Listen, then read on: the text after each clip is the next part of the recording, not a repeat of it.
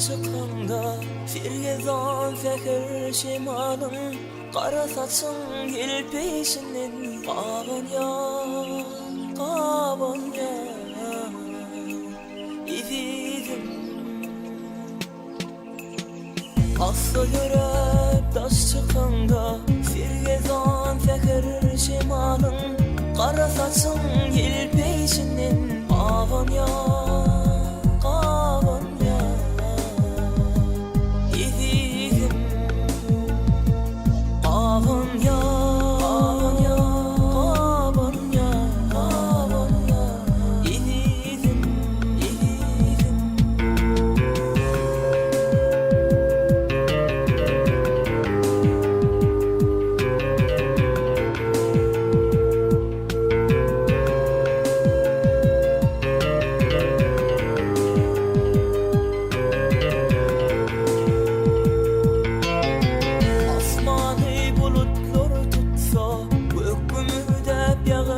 Yağsa seni yağsın damcasının Kaban ya İzizim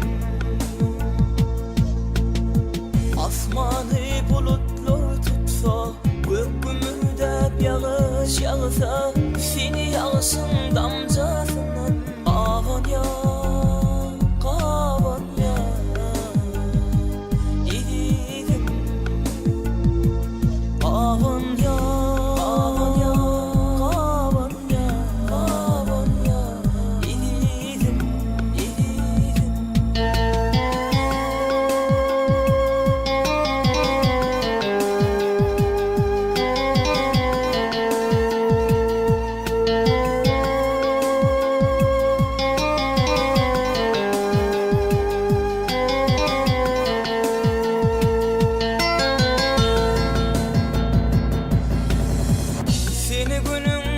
Çoyuşundan, meydanın güllüğüsünden Adamların karayışından Kaban ya İzizim Seni günün çoyuşundan